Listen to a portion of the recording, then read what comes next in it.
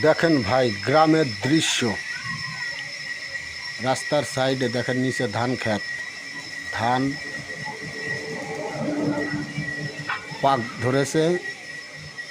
বিশাল বড় ধানের মাঠ, লম্বা, অনেক বড় লম্বা। দেখেন রাস্তার সাইডে কি সুন্দর ধান ক্ষেত, ধানে পাক ধরেছে। ধানে পাক ধরেছে, আর 1 মাস পরে ধান কাটা যাবে, এরকম পরিস্থিতি ধানের এখন।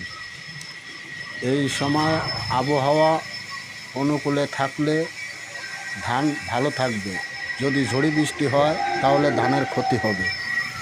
তাই আমরা সবাই আল্লাহর কাছে প্রার্থনা করি যে এই সুন্দর ধান হয়েছে মাঠে, যেন এই ধানের কোনো ক্ষয়ক্ষতি না হয়, যদি আল্লাহ রহমত করে।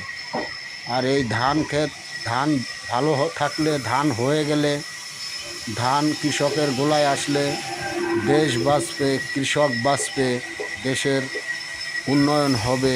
ধন্যবাদ সবাইকে। আমার ভিডিওটি ভালো লাগলে সাবস্ক্রাইব ও শেয়ার করিবেন। এরকম ভিডিও পাইতে আরও শেয়ার করিবেন।